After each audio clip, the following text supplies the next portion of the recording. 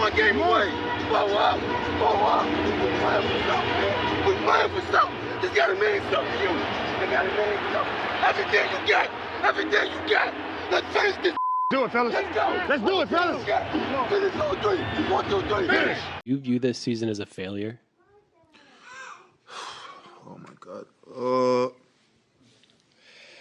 Okay, because I'm not that up. You asked me the same question last year, Eric. Okay. Do you get the promotion every year on your job? No, right? So every year you work is a failure. Yes or no? No. Every year you work towards something, towards a goal, right? Which is to get a promotion, to be able to take care of your family, to be able, I don't know, provide the house for them or take care of your parents. You work towards a goal. It's not a failure. It's steps to success. You ready to make history? Come on now. Yeah. You know, there's these two words. And when I say them, people get goosebumps cause they know what happens next.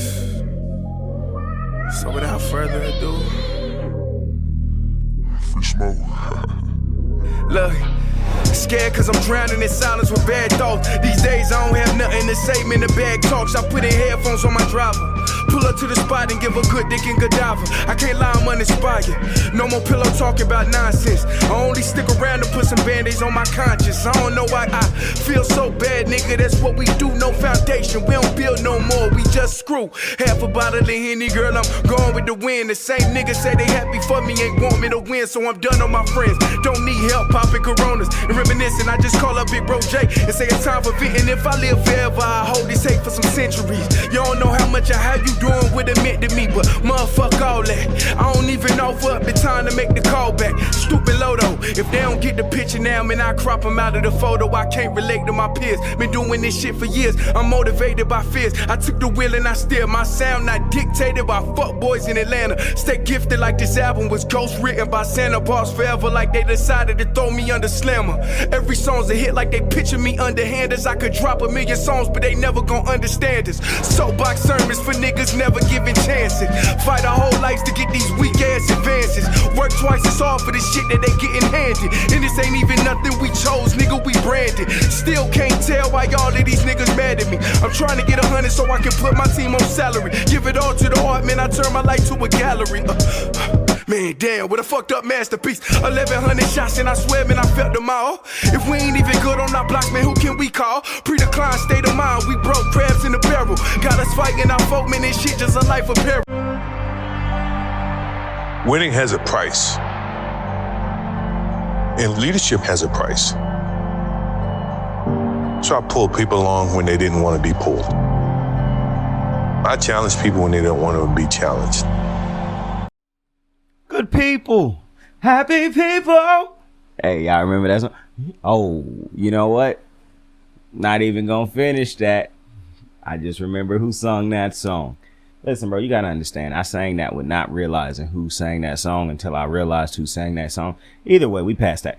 How is everybody doing today? Man, do we got a lot to talk about. You know, a lot of things been happening the last couple days. I haven't been on here because work is something else at times. You know, doing this working thing.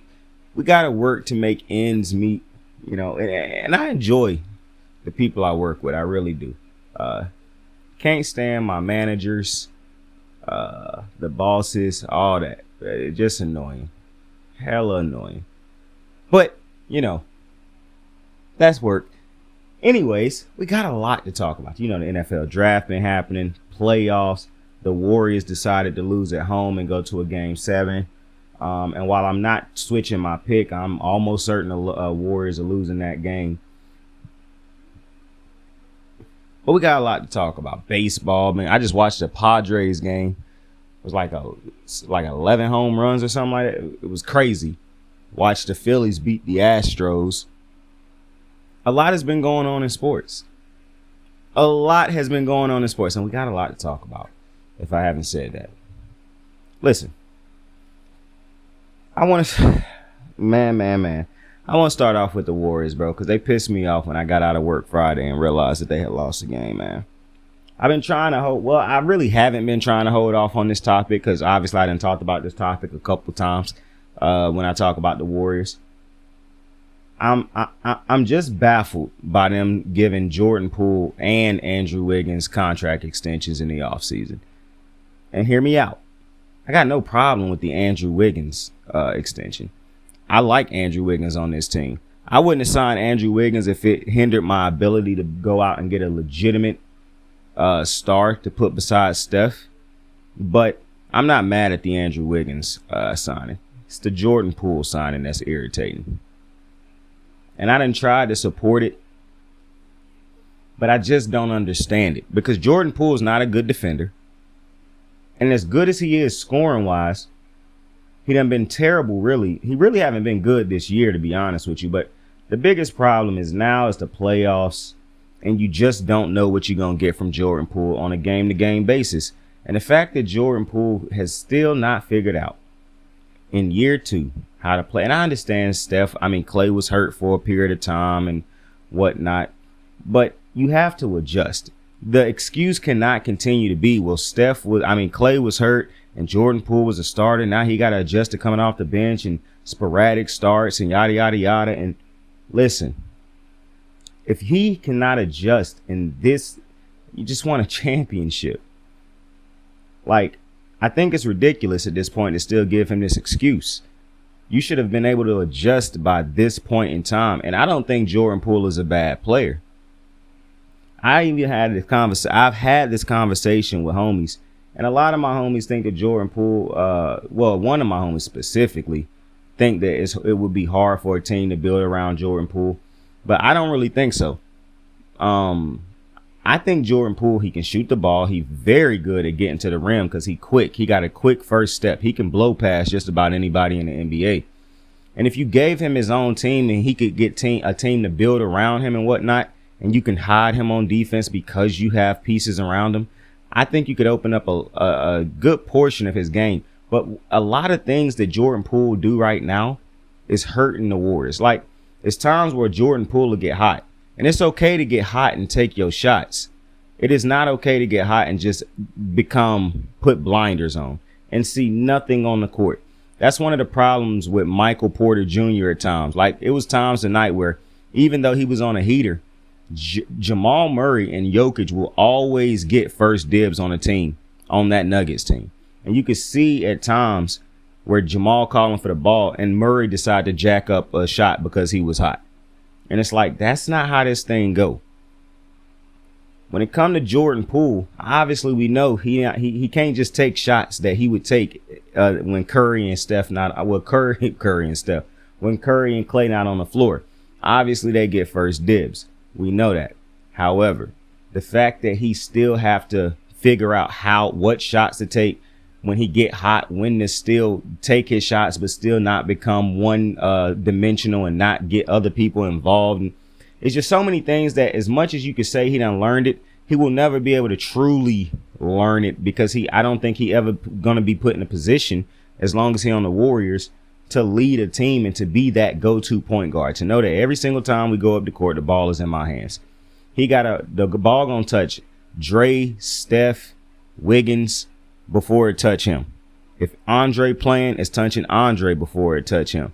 So I just think I understand the Warriors is obsessed with drafting good and being able to develop players and yada, yada, yada. But I don't understand being so obsessed with trying to get your next championship team to where you have a player like a Steph Curry and the focus isn't just to get as many championships as you could possibly get while you have Steph Curry. It is very clear that, and one of the things I think you get into when you talk about Steph Curry is because he's such a great player and because he wins so much, you got the casuals and the ignorant people who are biased on every type of level for one player. It's really just LeBron fans. LeBron super fans are some of them. I really think they're the most annoying fan base probably I've ever seen in my lifetime. They are absolutely ridiculous. And the fact that so many LeBron James super fans work in sports media, it make it even worse. But because you have a player like Steph Curry who done won at the highest level so many times, who is a generational player, who is a top 5 player in NBA history, in my opinion, when you have that type of resume, it's going to be hard for the average person who ain't really watching the games to look at you and say, oh, well, he need help. Because they're going to always look at your past and they're going to bring up like, oh, well, this dude didn't have, you know what I'm saying? They're going to compare you to other players who didn't have help. But when you look at Steph Curry, Klay Thompson is not, I don't think, well, Klay didn't make the all 75th anniversary team, but as many all-stars as Klay done had, I don't think Klay Thompson has ever been a superstar beside, I don't think I wouldn't take Klay over Dwayne Wade, Anthony Davis in his prime, Kevin Durant is the only superstar, I think, that Steph Curry done legitimately played beside, where you have to, and I'm not taking nothing away from Klay Thompson. Klay Thompson is a phenomenal player. But the Kawhi Leonards, the Paul Georges, the Anthony Davises, the Dwayne Wades, the LeBron James, those is players on, to me, I can't keep going, bro, because it's going to keep sounding like I'm disrespecting Klay.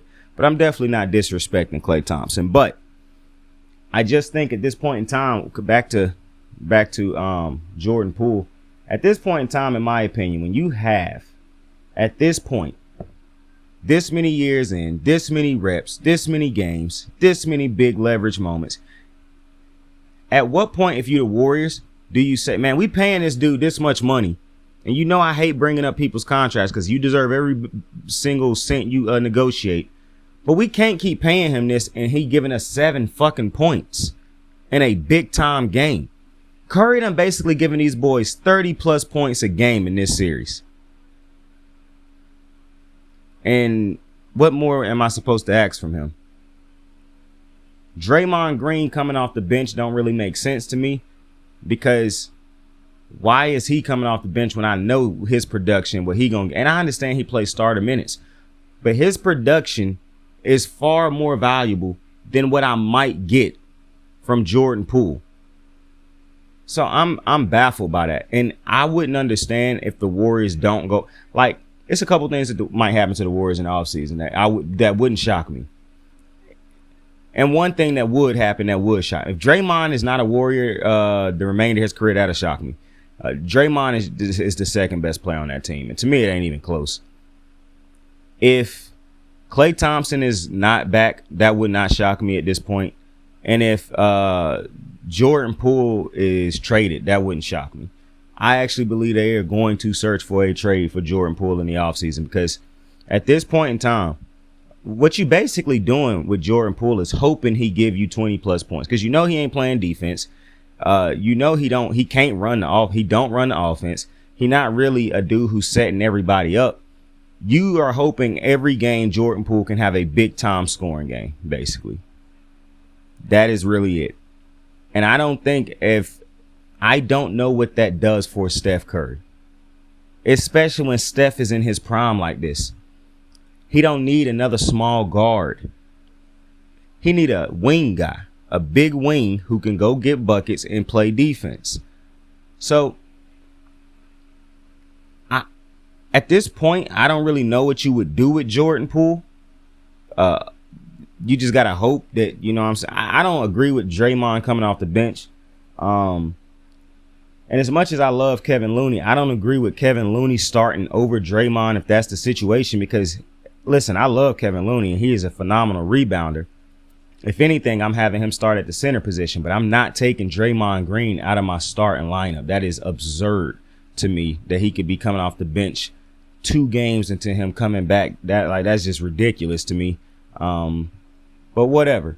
Sometimes I feel like the Warriors try to get too smart, but I done said it before. When you got a player like Steph Curry, an organization like the Warriors always going to look like they smarter than everybody else. But at certain points, Steph Curry can't stop the inevitable eventually. I know he's been saving this franchise for a long fucking time, but they are going to have to upgrade this roster at some point in time. I like, and one of my problems is people keep making it seem like Draymond Green is the dude who need to be upgraded. I don't know what team y'all watching. Draymond Green is not a problem. Draymond Green and Steph Curry, to me, are the only 2 dudes on the team.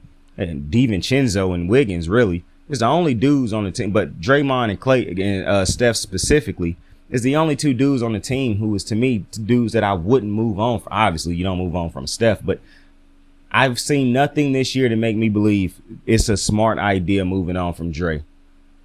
Klay Thompson, on the other hand, I wouldn't want to move on from him, but I also, if I'm negotiating with Klay and I'm the one cutting a check, I don't see a reality where I give him for one, it's no shot I'm giving him a max. But it's just a hard reality. And maybe he do end up with the Lakers, which would be a phenomenal landing spot for Klay. But to me, the Warriors have to figure out a way to upgrade these wing positions. I think they're too small. Even though they don't play, the brand of basketball they play don't require them have a skilled big man. I do think you need to have at least somebody who can defend the paint. You know what I'm saying? Like Draymond Green, I think you just ask a lot of him. Even though I know he can do it, you ask a lot to have him do that for a whole 80 plus games, then have to do it again in the playoffs. I just think that's, plus this is a great look into what's like the Sacramento Kings. Listen, let's say the Warriors do end up winning this series. Regardless, the Sacramento Kings are running up and down the fucking floor on the Warriors. The Warriors got to get some young legs over there. I thought they should have went out and tried to get Malik Monk. That would have been a phenomenal signing for them. But, you know, they made the signings that they signed. I told you the only signing that they made in the offseason that I raved about was Dante DiVincenzo. And you see how right I was about that one. I'm just telling you, bro, I watched him play with the Bucks, and it's just, to me, it's very obvious that DiVincenzo is a good team player. But next thing I want to talk about is the Giannis Antetokounmpo quote that he talked about, where it was like, you know, it's no failure in sports, and, you know, it's steps to success. And what he said to Eric after the loss to Miami. First off, it's very weird that people continue to tell me. I hate that there's so many biased people in the media who, you got these apologists like Nick Wright who gonna always judge players on the scale of a LeBron James because media members like him put LeBron on a pedestal, and because they put LeBron on this ridiculous pedestal, they hold other players to these ridiculous standards because how they morph the actual reality of things that happen to make LeBron seem better and to make it seem worse for other players when they do something that people criticize, rightfully so, LeBron for not accomplishing because of the pedestal they put LeBron James on. It's as if they forget they're the ones who write these narratives, who get on TV and do this and speak these narratives and create the heroes and villains and all these type of things. But nonetheless, when it comes to this quote that Giannis said, I told you, obviously I agree with it. I got it as the start of the show. But for people who can't think on a certain, like I talk all the time, critical thinking. I know a lot of people don't like to critically think about things, but when you really take a dive into what Giannis said, I didn't really need to. When I heard it the first time, I was like, yo, that's a powerful quote. And then I ran it back. Obviously, we know failure, the pure definition in sports of failure, you can equate it to coming up short when the goal is to win a championship, because everybody's goal every year is to win a championship. And obviously we didn't accomplish that goal. But you want to know something that happened nearly every single season, even when teams don't win championships, because only one team can win a championship. This ain't like in the regular everyday workplaces where multiple people can be promoted and all those other type of things. Only one team can win a championship a year. A lot of dudes get paid on a lot of different teams that didn't win Super Bowls. A lot of dudes make life-changing money. A lot of dudes inch closer to those Hall of Fame jackets. It's a lot of success that happened throughout seasons, even for teams that don't accomplish the ultimate goal. Because the steps that you take to getting the ultimate goal, see, as much as anybody talk about, you know, championship.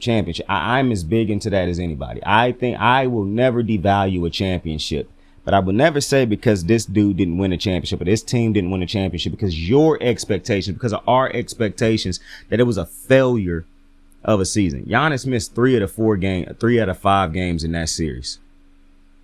And for some reason, I don't understand what it is about people who don't sometimes understand. You just get beat. Sometimes you just get beat.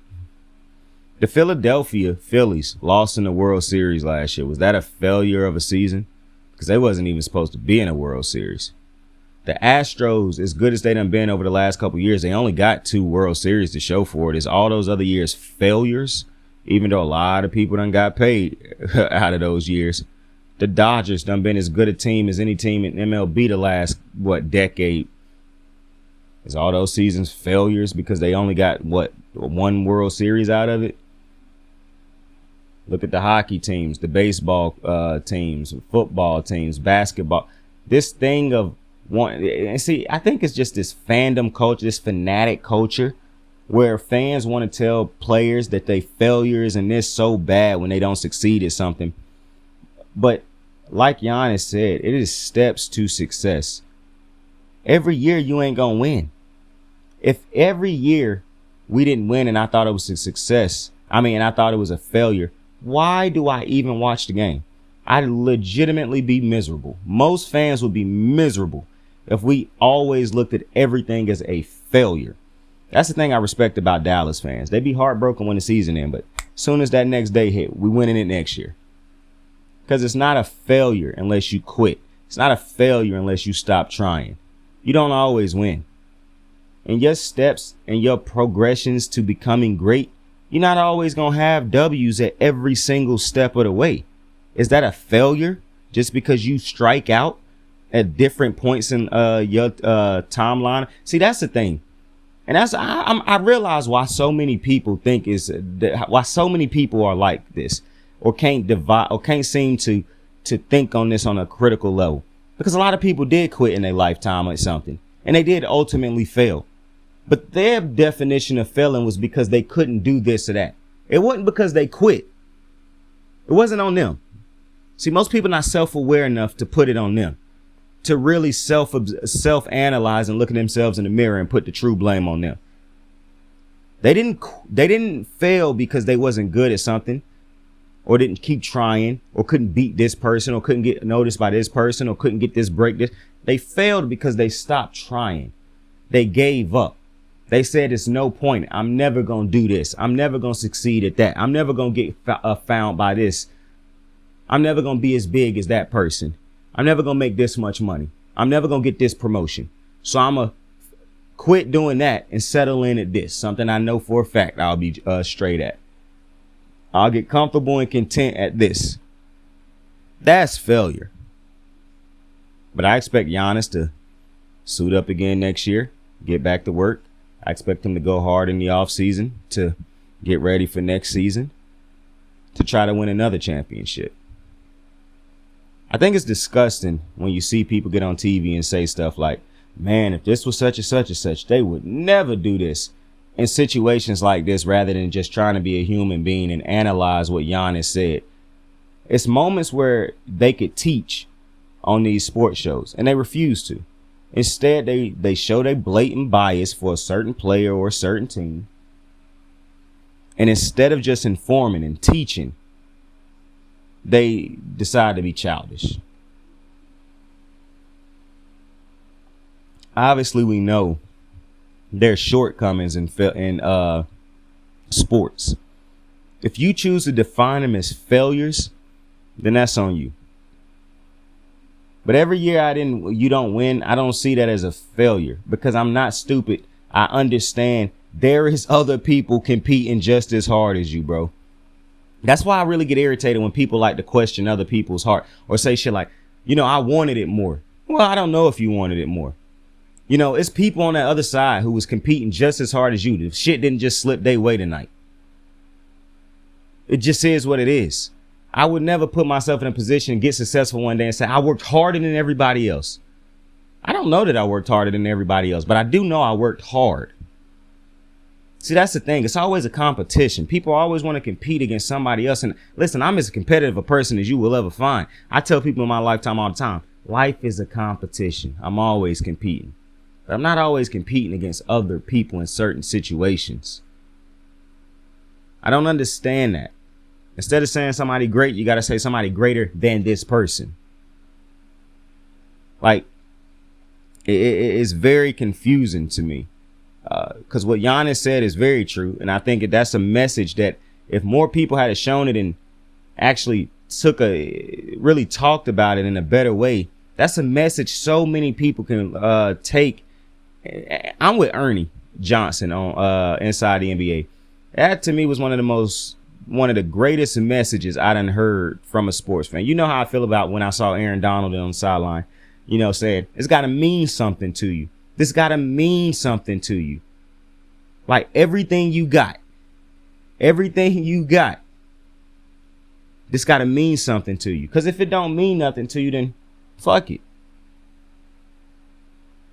When you know, like I said, if it means something to you, then you know you're going to work hard for it. I don't care if it mean more to me than it do to him.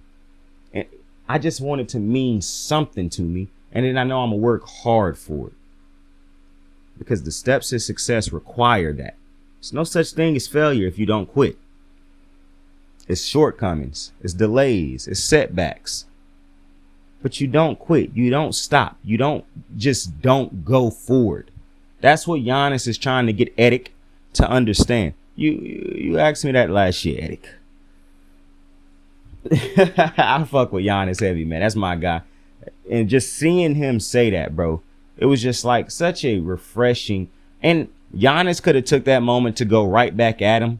He could have, because you got to understand, the athlete have to go up there, sit down, and answer these questions right after a loss. He could have went at this dude, at Eric. He could have, made it personal, but he didn't. He even said, I don't want to make this personal.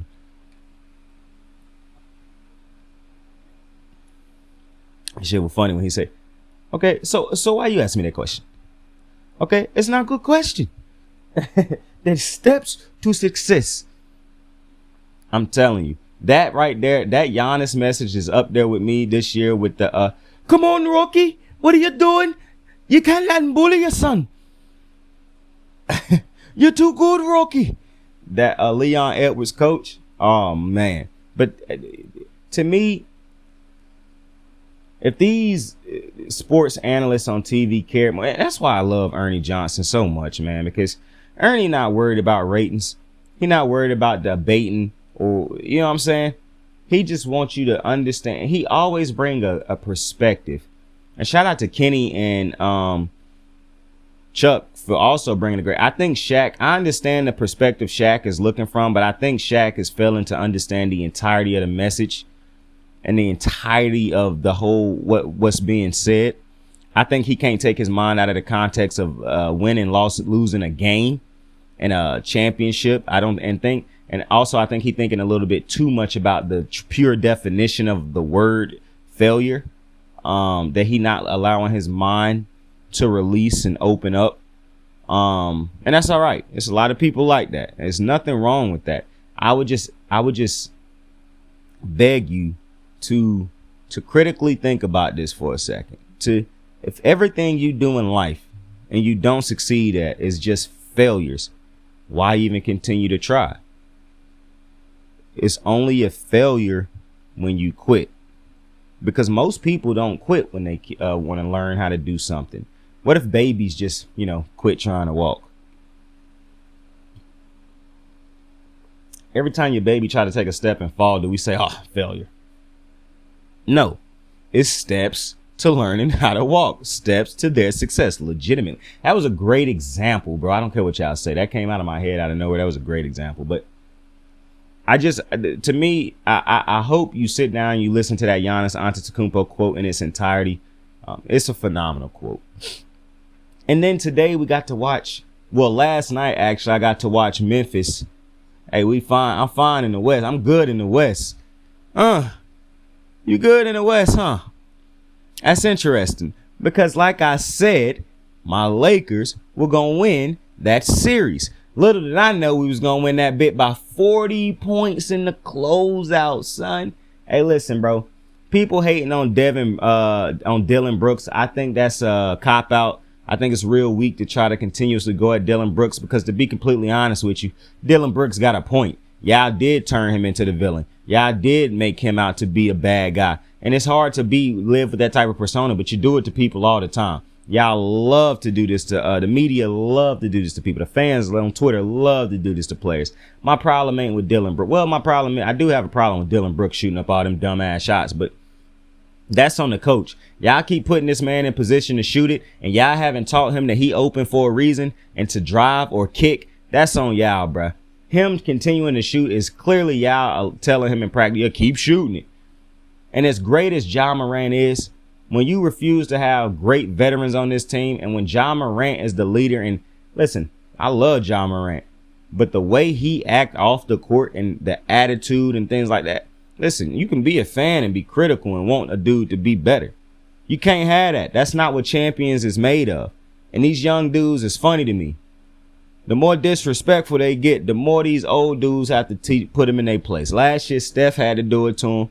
Oh, we're going to have some fun. Oh, he is, huh? Yeah. And this year, he's old. I don't respect nobody until they give me 40. Well, was 40 losing by 40 in the closeout game good enough for you, my boy? Was that good enough for you, Mr. Brooks? Ja, is you still good in the West? It's crazy. Desmond Baines. You was talking real shiesty. You like to call players out and tell them that's the best game they gonna have. And the next good game you gonna have, seeing as how you ain't playing no more this year. It's real interesting that Memphis talk as much shit as they do and to not have won shit yet. It's just so interesting to me. Because usually teams win first. You know what I'm saying? But this is my problem with the NBA's young dudes, bro. Like I said before, I never agreed. It's not necessarily that I didn't agree. I just thought it was an old man yelling at the wall. But some of these young dudes is hella entitled. Y'all done put crowns on some of these young dudes' head and they have let them accomplish nothing before y'all start crowning them. That's why Ja Morant and Anthony Edwards can tell you they're never going to compete in a dunk contest. 3 years into their career? It's irritating, but I'm so happy to see Memphis. Out of every team that played in the first round, the one team that I wanted to, now obviously I'm a Laker fan. I done said that multiple times. So obviously I was going to always want my Lakers to win. But I specifically, it don't matter who Memphis played. That's who I wanted to lose. And obviously I'm always want Boston to lose. But, I wanted Memphis to lose. Because this is just a very tiring team. A tiring act. I don't even get irritated by teams talking shit. I usually find it funny. Memphis is funny. It's funny that they keep talking this shit and keep losing. Like, my goodness. And I'm so happy that Anthony Davis had the series he had. Because when I predicted this series in the beginning, I made a very strong case that multiple times AD got to be great. If AD great, that's when they win in this series because they can't stop AD. And like I said before, they got to do something just handing out these Defensive Player of the Year awards because Jaren Jackson ain't the Defensive Player of the Year. And I'm going to say this again. I don't understand how a bigger deal has not been made out of either Kawhi or Draymond Green. I can understand why people don't want to give it to Kawhi. He don't play nowhere near enough games. I don't understand how Draymond Green got one Defensive Player of the Year at this point in time. Because he the better defender than Rudy Gobert. But y'all got Rudy Gobert got like 3 of them things. He a better defender than Jaren Jackson. But Jaren Jackson just won that thing. Like, I don't like that the NBA is letting their awards be big man based now. Because it's no shot that I'm taking none of them dudes that won Defensive Player of the Year over Draymond Green. Like, Paul George done had better seasons than these dudes who winning it right now. So, they got to do something with that award, bro. They really do. I would have a lot of great things to say about Sacramento if the fact they wasn't playing against my favorite player right now. But listen, regardless if they win or lose, I have a lot of good stuff to say about them regardless if after the game is over and after the series is over. It's just hard to say. Well, it's not really hard. Because even though I'm biased for my team, I always give you not team because I do root for the Warriors, but I've never told anybody that the Warriors is my team. I always tell people I root for the Warriors because Steph Curry play. But I always follow that right up by telling people, if Steph Curry played for the Hornets, I'd be cheering for the Hornets. If he played for the Blazers, I'd be cheering for the Blazers. The only team that I subscribe to is the Lakers. That's the only team that I wholeheartedly root for, regardless of who on the team. Now, granted, if you play for the because listen, I'm going to take us to our last topic of the night. The Suns just played against Denver. I am going for Denver in this series, but it's only because two people. I love Jamal Murray and I love my boy KCP.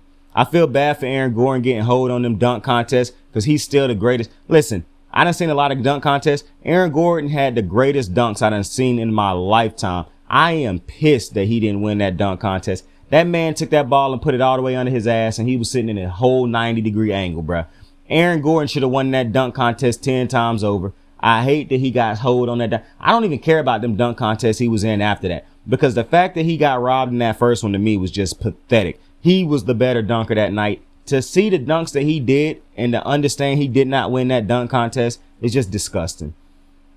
But when you look at this Denver Nugget team and all of the weapons on this team, my goodness, it was hard for me to pick this team. Well, no, it wasn't, because I was always going to pick the team that if a team got a Laker on it that I love, I'm always going to root for that player, bro. If it's not against like the Warriors and Steph Curry or against my own team, the Lakers.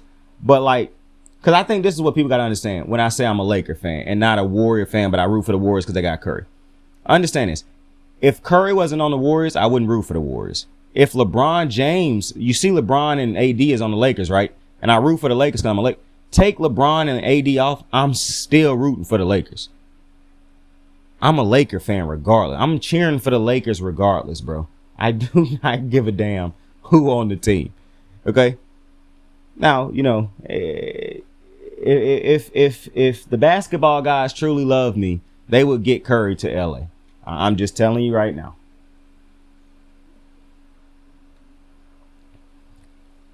But that's neither here nor there. Listen, I don't know if Phoenix, I told you before, the longer the playoffs go for Phoenix, the more and more I doubt Phoenix, because they don't have a bench. They legitimately have to work with Kevin Durant and Devin Booker, basically have to play the entire game and have to go for 40 plus points apiece. Or somebody got to get 40, the other person got to get 30, and everybody else got to at least pitch in. Somebody else got to at least go for 20, close to 20 against these last three teams in the playoffs, because I just find it hard to believe that with the last, you got the Nuggets, the Lakers, the Warriors, the Kings. Those teams all have scorers coming off of the bench. They all have great starting lineups. You can't do to this team what you did to the Clippers, and the Clippers almost beat you every game, and they didn't even have but one scorer on the floor most of that series. And then they lost that one scorer, and then it was just Russ, who I don't really look at as a scorer, but he was going off and putting up, giving you a competition. And Powell was getting his butt. So I just don't. If the Phoenix Suns find a way to win this, how tired are they going to be going into the next round? And to say they win the next round, how tired are they going to be going into that next round after that? Like, it's just so hard for me to see all these teams in this playoffs, East, West, with so many well-rounded teams as far as coming off of the bench, the start, and then to look at Phoenix really be a two-man team, because Chris ain't the same dude. He could give you a good game here or there, but not nowhere near consistent enough as he would have to give you against some of these teams he's going to play against. And you look today, you say, okay, Kevin Durant having a great game, Devin Booker having a great game, but who after that? You know, is if Ayton get a couple points, okay, but then you look over at the Nuggets, and Jokic playing good, Murray going off, Porter going off, Kentavious giving them buckets. Who was the other dude scoring? Bowen coming off the bench giving them buckets. It's another dude on the bro. They got so many dudes coming off of their bench, and then they start. Aaron Gordon giving you. At one point in time, Aaron Gordon was 6 for 6. Like, to me, it is so much firepower on this Nuggets team that, you know, I understand the people who say if Jokic can't get it done this year, man, we got a problem. Because I know a lot of people will just look at their Suns and say, oh, it's Kevin Durant and Devin Booker. But when you look at the Phoenix Suns, that's not a better team than the Nuggets. So to me, I'm going to be a band with you.